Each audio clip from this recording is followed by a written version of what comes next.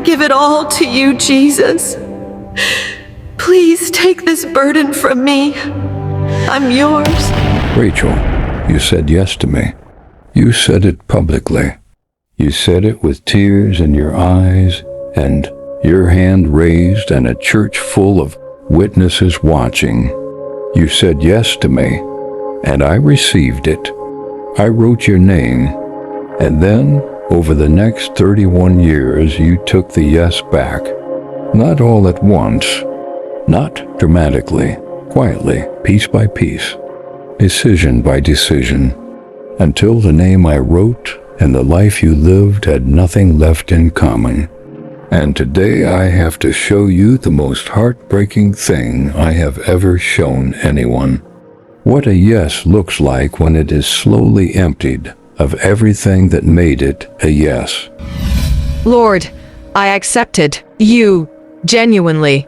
I was 26 years old and I stood at that altar and I gave you my life. And I meant every word. I was baptized 3 weeks later. I have the date. I have the memory. I remember exactly what I felt. That was real. That cannot be taken from me. Whatever comes next in this judgment, that moment was real and I am standing on it. I know the moment was real, Rachel.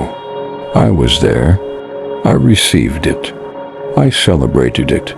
What I need you to understand, and what is going to be the hardest thing you have ever heard, is that the moment was the beginning, and you treated it as the entirety. And the distance between those two things is why we are here. Rachel and Porter, age 57. The record begins at the altar. Age 26. The surrender was genuine. The emotion was real. The intention in that moment contained everything it needed to contain. Heaven recorded it completely. The name was written. The celebration was real. And then the record continues. Because salvation is a door, not a destination, and what the record shows across the 31 years following that altar is a woman who stood at the door, genuinely, completely, and then never fully walked through it into the life the door was designed to open into. She attended church consistently for 4 years after the altar, then inconsistently for 6, then occasionally, then on Christmas and Easter and the funerals of people she loved. She prayed in crisis and went silent in comfort. She kept the language of faith, still told people she was a Christian, still bowed her head at restaurant tables when others prayed, still felt the reflex of the altar when death came close. But the language had long been separated from the life it was supposed to describe. She never renounced Jesus. She never said she stopped believing. She simply stopped following, stopped obeying, stopped surrendering, stopped allowing the yes she said at 26 to cost her anything in the 31 years that followed it. I never stopped being a Christian. I never denounced my faith. I never walked away. I backslid. Every believer backslides. I went through seasons, dry seasons that every honest Christian admits they have experienced. You cannot stand here and tell me that dry seasons disqualify a salvation that was genuinely received. That is not the gospel. The gospel does not have a maintenance requirement. It is a gift. Rachel, there is a difference between a dry season and the permanent residence. A dry season is a believer passing through the desert on the way to somewhere. What the record shows is not a dry season. It is a life that relocated to the desert and decorated it and stayed. -1 years and called the decoration faith. Rachel, I want to explain something to you that nobody on earth ever explained clearly enough. There are two kinds of people I work hardest against. The ones who never said yes, because I need to keep them from saying it. And the ones who said yes and meant it, because I need to make sure the yes never produces what it was designed to produce. You said yes and meant it. So my entire strategy with you was never about the yes. It was about everything that came after the yes. And the strategy was simple. Make the yes feel sufficient. Make the altar feel like the finish line. Make the feeling of that moment so complete that Pursuing anything beyond the feeling would seem unnecessary. You felt something real at 26, Rachel. I made sure you spent the next 31 years living off the memory of the feeling instead of the reality of the relationship. I was not living off a memory. I carried that faith through real things. I carried it through losing my mother, through my divorce, through raising two children alone. I did not abandon God through any of that. I held on. You held on to the identity, Rachel. There is a difference between holding on to God and holding on to the identity of someone who once met God. You called yourself a Christian through every one of those trials, but calling yourself something is not the same as living in it. When your mother died, you did not go deeper into him. You went into grief and carried the label alongside it. When the divorce came, you did not seek his voice for direction.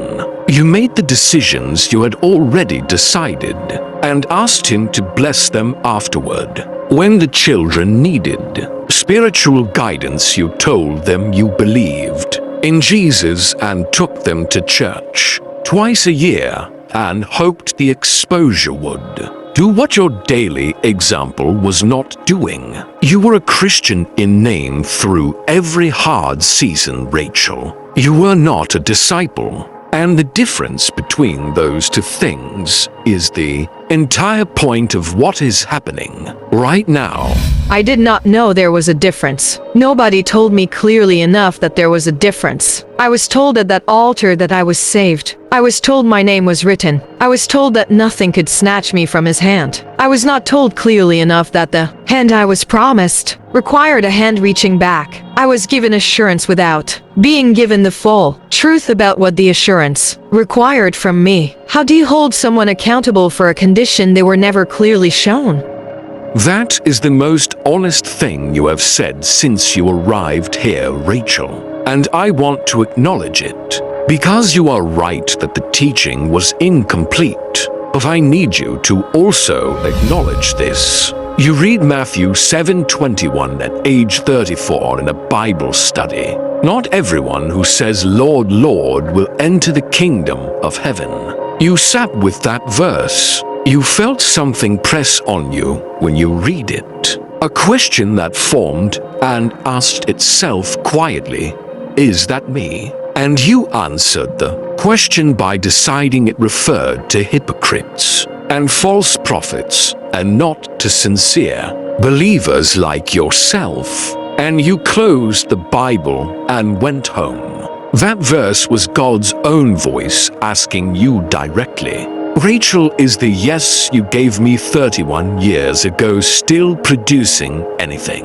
And you answered it by deciding it did not apply to you. I was in that moment. I was the comfort that made the decision feel safe. And it cost you everything. Rachel, Luke 6:46. Why do you call me Lord, Lord, and do not do what I say?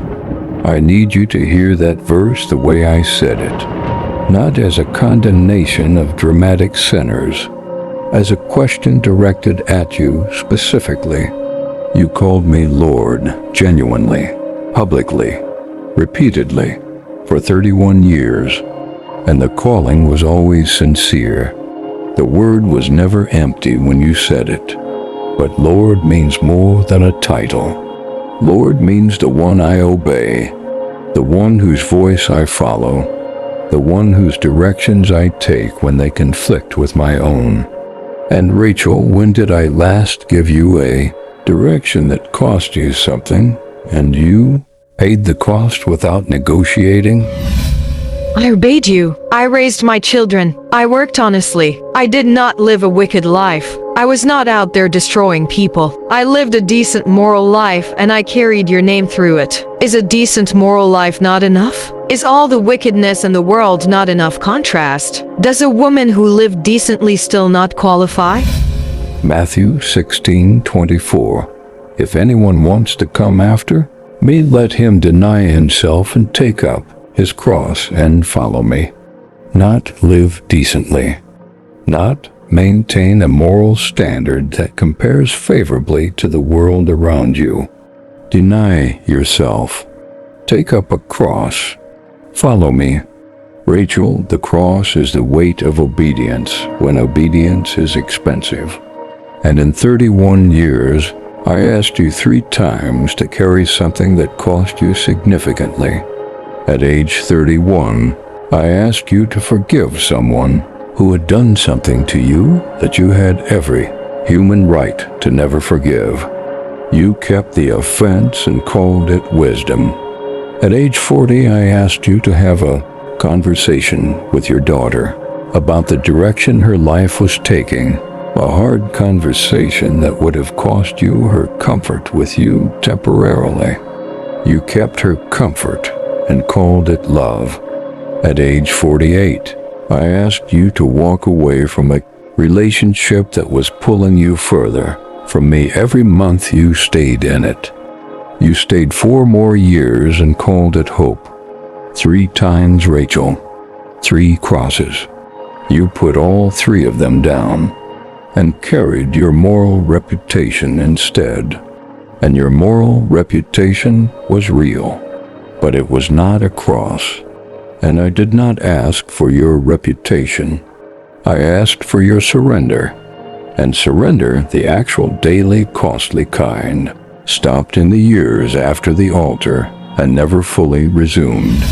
I thought the altar covered the surrender. I thought what I gave you that day at 26 was enough to cover everything that came after. I thought the yes was permanent and the following was optional, and I did not know. I genuinely did not know that you were asking me to keep choosing you every day for the rest of my life. I thought once was enough. I was told once was enough. Why was I not told clearly enough that once was the beginning and not the end? You were told, Rachel, John 14:15, if you love me, keep my commandments. Luke 9:23, take up your cross daily, not once at an altar at 26, daily. James 2:17, faith without works is dead, not wounded, not sleeping, dead. Revelation 3:15 and 16, I know your works, that you are neither cold nor hot. I wish you were one or the other. So because you are lukewarm, I will spit you out of my mouth. Rachel, this is the verse that describes the distance between a yes that produces and a yes that does not. You were not cold. You never hated me. You were warm enough to keep the name and the memory and the identity, but not hot enough to keep the surrender and the obedience and the daily cross. And lukewarm, as painful as this is to say, lukewarm is the one temperature I cannot work with. I needed all of you, Rachel. The altar gave me a moment of all of you, and then 31 years gave me the part of you that did not cost you anything. And the part that does not cost you anything is not surrender. It is decoration. And I cannot build a life from decoration. I needed you. The real daily costly surrendered you. And after the altar that you never came back,